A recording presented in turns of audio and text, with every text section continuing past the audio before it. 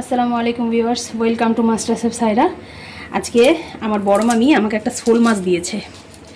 আমি তো কোনোদিনও মাছকে আমি বাছিনি, আর একে তো বাছতে গেলে ছাই তো অবশ্যই লাগবে। তো এই অনেক কষ্ট করে কুস্তি করে মাছ ভাজতে হচ্ছে ঘরের ভিতরে। আমার বিপরীত দিকে লাইট আছে, সেই জন্য ছায়া মানে অন্ধকার হয়ে যাচ্ছে।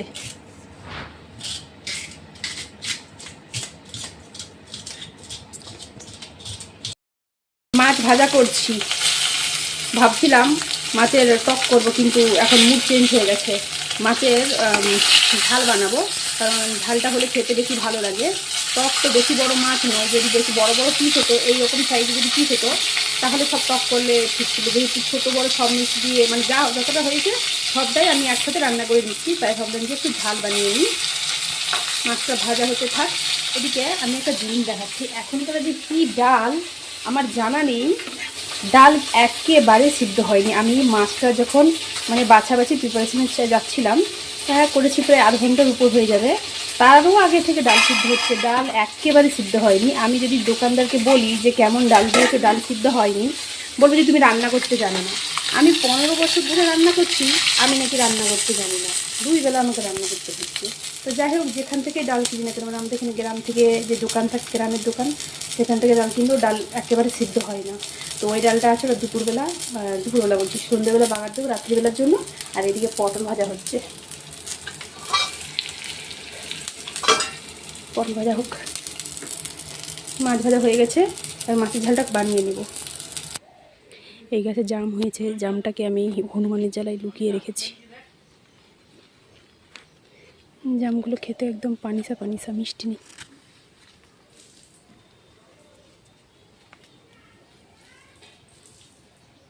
লাল বলে দিয়েছে, শুধু মুখের কাছে একটু লাল, আর লাল নাই।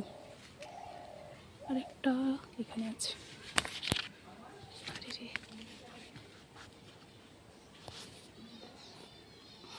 মিষ্টি নেই। এই গাছে পানিসা, কিন্তু এই যে গাছটা ছিল, গাছটা মিষ্টি। জামকুল গাছ থেকে জামকুল পড়ছে, আর একদম গুড়িয়ে গুড়িয়ে খাচ্ছি। এটা হনুমান খেয়েছে। লেবু গাছের লেবুগুলো খুব বড় বড় হয়ে গেছে, আর কিছুদিন পরে এবার পেরে খাবো।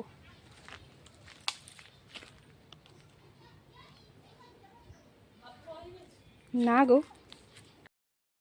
আমি এই মার্কেট দিয়ে এই দুটো পাখি কিনে নিয়ে এসেছি। এই ব্লুটা ফিমেল আর হলুদটা মেল। এখানে আছে একটা ফিঞ্চ, দেখা যাচ্ছে না অন্ধকারের জন্য। একে একটু কবজি দিয়ে তার পালক তুলে দিয়েছে বলে নেয়নি, রিজেক্ট করে দিয়েছে। পাখি বেচে আমি এই পাখিগুলো কিনে নিয়ে এসেছি।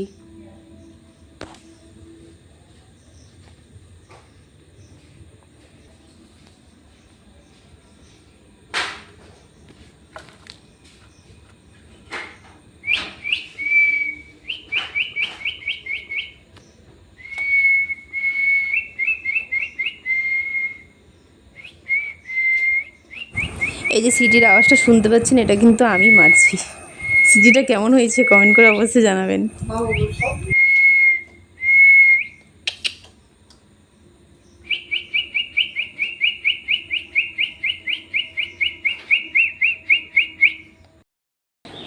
এখানে আমি কয়েকটা গাছ রেখেছি। এই যে এটা কি লিপস্টিক কি একটা বলে, যে নাম ঠিক মনে আসছে না। তো এখানে ছিল, দেখলাম ঠিক আলো পৌঁছাচ্ছে না, যে কারণে গাছটার গ্রোথ হয়নি, সেই জন্য আমি গাছটা বাইরে বের করে দিয়েছি। এখন এই গাছগুলোকেও ভাবছি বাইরে বের করিয়ে দেবো।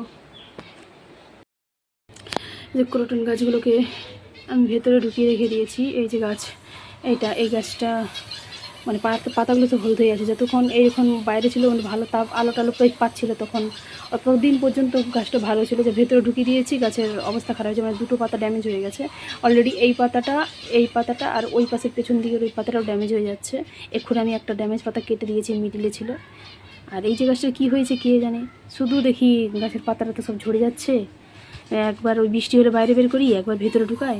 আর এই যে ক্রোটন গাছটা, এই তো একদম রোদ সহ্য করতে পারে না, রোদে রেখে দিলে ঝলসে যাচ্ছে। বৃষ্টি হচ্ছে বাইরে বের করে দিচ্ছি, আর যা ভেতরে ঢুকিয়ে দিচ্ছি বাইরে রাখা থাকে, সবসময় তো মনে থাকে না। কালকে যখন এসে দেখলাম সন্ধে না রাত্রি হয়ে গেছে, দেখলাম ঝলসে গেছে, তাই ভিতরে ঢুকিয়ে দিয়েছিলাম। কেন এই বৃষ্টিতেই ঠিক আছে, অত্যধিক তাপ এটা সহ্য করতে পারে, কিন্তু এটাও ক্রোটন গাছ, এটা কিন্তু সহ্য করতে পারে, বাট এই গাছটা কিন্তু সহ্য করতে পারে না। আর এটা হচ্ছে আমার 2 বছরের মাদার প্ল্যান্ট, ওই কী গাছ সেটা, চন্দ্রমল্লিকা। গাছটা বেশ ছিল, ঝাঁক ছিল, খুব সুন্দর ছিল, বাট গাছের কী অবস্থা হয়ে গেছে। এখান থেকে কেটে কেটেও আমি বেশ কয়েকটা চারা তৈরি করেছি। বিশেষ করে একে কেটে বর্ষাকালে কোথাও পুঁতে দিতে হবে, পুঁতে দিলে ওই যে বৃষ্টির যে পানিটা পড়ে না, ওতে খুব সুন্দর গাছ তৈরি হয়ে যায়। আমি গতবার অনেক গাছ তৈরি করেছি, এখনও কিন্তু সেই সমস্ত গাছগুলো বেঁচে আছে, অনেকটা মরে গেছে, অনেকগুলো মরে গেছে, আর অনেকগুলো বেঁচে আছে। আমি যে তৈরি করেছি, যেখানে দেখলে বুঝে যাবে একটা ছোট্ট গাছ আছে, এই যে দিয়েছি। আচ্ছা, এখানেও একটা দিয়েছি, এটা বৃষ্টির পানি পেলে কিন্তু খুব সুন্দর গজিয়ে যাবে। এই যে একটা গাছ, এই গাছটা হচ্ছে ওই একই মানে হাঁড়ি প্ল্যান্ট, কিন্তু চট করে মরে না, বাট ওই বললাম না পানি ঠিক মতো মানে নিচের ফুটোটা করা হয়নি, যে কারণে পানিটা জমে গিয়ে না নষ্ট হয়ে যায় গোড়া, তাই কম কম করে পানি দিই। আর এই গাছটা তো আমার খুব সুন্দর হয়েছে, অসাম হয়েছে, খুব ভালো। আর একটা ওইখানটা গাছে, ওগুলো সব বের করে দিয়েছি বাইরে। আর এগুলো খুব অগোছালো হয়েছিল, মানে পাতা টাতা পড়েছিল, গাছ ছিল তো, সেই গাছগুলো যা বাইরে বের করে দিয়েছি, তার সমস্ত পাতাদের নোংরা হয়েছিল, আমি ভালো করে পরিষ্কার করলাম। এই গাছগুলোকে এখানে সাজিয়ে দেবো। আর বাইরের গাছগুলো প্রায় অগোছালো হয়ে রাখা আছে, চলুন দেখাচ্ছি বাইরের গাছগুলো।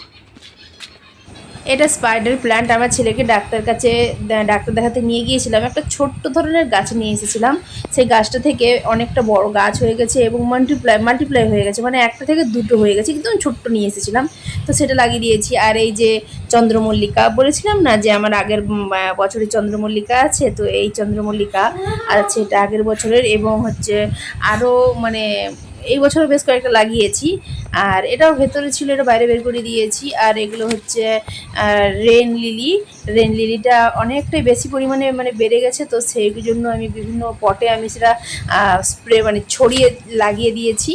আর এখানে অনেকগুলো চন্দ্রমল্লিকার আমি চারা দিয়েছি। একে বেশি কিছু করার লাগে না, জাস্ট কাটিং দিয়ে একটু মানে মোটা শক্ত ডাল দেখে কাটিংটা কেটে নিতে হবে, এবং বর্ষার সময় মাটির মধ্যে পুঁতে দিলেই কিন্তু ও নিজের থেকেই কিন্তু চারাটা তৈরি হয়ে যায়। আর এখানে হচ্ছে নয়নতারার গাছ আছে। আর এখানে একটা বোলতার বাসা আমি মানে পানি দিতে এসেছি, দেখলাম যে বোলতার বাসা আছে, তো বোলতারকে আমি মানে মারছি, মানে পুরো বাসাটাকে ভেঙে দিয়েছি। তো ভেঙে দিয়েছি, ও আমার দুটো মানে হাতে এসে দুটো জায়গায় কামড়ে দিয়েছে, এইখানে একটা, আর এই মানে সামনের দিকে একটা, পুরো কামড়ে দিয়ে সাথে লাল করে দিয়েছে। আর গাছগুলোতে আমি প্রায় ছাদে 2-3 দিন আসি, কিন্তু গাছগুলো একটু মানে পানির অভাবে একটু শুকনো শুকনো হয়ে গেছে, ঝলসে গেছে একটু, তো পানি দিয়ে দিলে এই গাছগুলো আবার সতেজ হয়ে যাবে। তো আমি এখন ভিডিওটা বানাচ্ছি, ভিডিওটা বানানোর পরে আমি মানে পুরো গাছে একদম মানে ফুল ওয়াটারিং করে দেব, এবং গাছগুলোকে ভালো করে ধুইয়ে দেব। আর চন্দ্রমল্লিকা মানে এই সরি কামিনী চারা, এই কামিনী চারার এত ফুল, আমি তো শুধু জানি যে কামিনী চারা হয়তো বর্ষাকালে হয়, কিন্তু না, আমি এই কামিনী চারা গতবারে আমাদের এখানে মেলা হচ্ছিল, দেউলিয়ার মেলা থেকে আমি এটা কিনে এনেছিলাম, সেই থেকে আমি অনবরত ফুল পাচ্ছি। আর এত সুগন্ধ ফুলের, মানে যে লাগিয়েছে সেই শুকেছে সেই বুঝতে পারবে যে এত সুগন্ধ, বোধ হয় জুঁই ফুলের এত সুগন্ধ হয় না, এত সুগন্ধ। আর অনবরত আমার গাছ ছেয়ে ছেয়ে ফুল হয়। আর বর্ষাকালে তো বলার নয়, আর বর্ষাকালে ফুল পেয়েছি, গরমকালে ফুল পেয়েছি, শীতকালে ফুল পেয়েছি। আর এই যে সন অফ ইন্ডিয়া যে গাছটা দেখা যাচ্ছে, এই গাছটা আমি কাটিং থেকে লাগিয়েছি, একটা মোটা থেকে কাটিং নিয়ে এসে শুধু নিচে লাগানো আছে, সেখান থেকে নিয়ে এসে আমি শুধু এটা মাটির মধ্যে পুঁতে দিয়েছি, তো এখান থেকে গাছ হয়ে গেছে। আর এখানে আমার এই অ্যাডেনিয়াম গাছগুলো আছে, এবার ভাবছি অ্যাডেনিয়াম গাছকে বেশি বড় করব না, বনসাই করব, তো ছোট করে কেটে দেবো, যাতে আবার নতুন করে পাতা টাতা তৈরি হয়। তো পানির অভাবে প্রত্যেকটা গাছ শুকিয়ে গেছে, আবার পানি দিয়ে দিলে ভালো করে সতেজ হয়ে যাবে। আর এবারে কিন্তু আমার ওই যে 10টা বাজলে যে ফুলগুলো, ওগুলো কী ফুল বলে এই মানে মাথায় আসছে না, তো ওই ফুলগুলোতে মানে বোধহয় পুষ্টির অভাব, না হলে প্রচুর ফুল হয়, এত ফুল হয় মানে দেখে মানে মানে মনোমুগ্ধকর হয়ে যাবে। এখানে আমি একটা ডাল থেকে আমি এই চারাটা লাগিয়েছি, এই চারাটার নাম ওই মানে এই সময় মনে আসছে না। আর এটা হচ্ছে, এটাও মেলাতে আমি কিনেছি, এটা হচ্ছে কারি পাতার গাছ, খুব ছোট নিয়ে এসেছিলাম, ওই মেলা থেকে কিনেছি। আর নয়নতারার প্রায় দেখেছি গাছগুলো মারা গেছে, ভাবছি যে ছোটো ছোটো চারা আছে, সেই চারাগুলো থেকে নতুন তার গাছ তৈরি করব। আর এই যে গাছটাও কিন্তু খুব ছোট, একদম জাস্ট অল্প, মানে কি বলবো, এক চাক্ষুরের মতো আমি গাছ। এইটা আমি অনলাইন দিয়ে কিনেছিলাম, এইটুকু ছিল, এর থেকে কিন্তু বড় হয়নি। এবার বাকিটা দেখেছেন এতটা বড় হয়ে গেছে, তো সারটা দিতে বিভিন্ন রকম মানে দেওয়ার ফলে এত সুন্দর করে গাছ এটা হচ্ছে স্টার গুসবেরি, যেটাকে বলা হয় শিলাকুলের গাছ। তো এটাও আমি কিনেছি। তো বোধহয় এটা আমাকে ছোট বীজের গাছ দিয়েছে, খুব ছোট নিয়ে এসেছিলাম, এখন দেখেছি অনেকটা গ্রোথ হয়েছে। আর এটাও আমি আমাদের এখানে গ্রামের একটা রাস্তার ধার দিয়ে নিয়ে এসেছিলাম, নিয়ে এসে লাগিয়ে দিয়েছি। এটা এত সুন্দর গাছ হয়ে গেছে, এটাকে রিপোর্ট করতে হবে। কিন্তু আমার কাছে এখন এই মুহূর্তে কোনো পটও নেই, আর মাটির তো খুবই অভাব। বালি আছে কিন্তু মাটি আর পাচ্ছি না। খাল আছে কিন্তু খাল থেকে আমাকে কেউ এনে দিতে চাইছে না। আচ্ছা, আমাদের এখানে প্রত্যেক 2 বছর অন্তর অন্তর আমাদের বাড়ির থেকে, মানে আমার বড় ভাসুর গাড়ি ছাড়ে মেছেদা টু আজমির। তো এইবারে যে গাড়িটা করেছে এটা কিন্তু স্লিপার, মানে ওপরে হচ্ছে এই দিকে হচ্ছে 3 জন থাকবে, আর নিচেও 3 জন থাকবে। এখানে 3 জন শুইতে পারবে, আর নিচে 3 জন শুইতে পারবে, বসতে পারবে। আর এই সাইডটাতে 2 জন করে, উপর নিচ করে 2 জন করে। এটা হচ্ছে 3 দিন, এটা হচ্ছে বড়, যেমন কি হয় 3 সিটের 2 সিটের হয় না, ঠিক সেরকম। এটা হচ্ছে স্লিপার বেড। আর এদিকে দুজন করে এবং উপরেও 2 জন করে থাকবে। আর এগুলো একদিকে হচ্ছে যেখানে হচ্ছে 3টে করে সিট থাকে, সেখানে হচ্ছে 3 জন করে স্লিপার, ওপর নিচ করে 3 জন 2 জন করে 6 জন। টোটাল এখানে 65টা সিট আছে। তো আজকে ছেড়েছে, আমরা গিয়েছিলাম সবাই দেখতে যে বাসটা কীরকম হবে। তো এইরকম যদি বাস হয় তো ট্রাভেলিংয়ের তো মজাই আলাদা হয়ে যাবে। আর এই যে জায়গাটা, এখানে প্রায় 6 জনের বেড, উপর নিচ করে। এখানেও থাকবে 6 জন আর উপরেও থাকবে 6 জন। এই জায়গাটা খুবই বড় জায়গা, মানে জাস্ট অসাধারণ। খাও দাও, ঘুমাও, আর আনন্দ ফুর্তি করতে করতে যাও।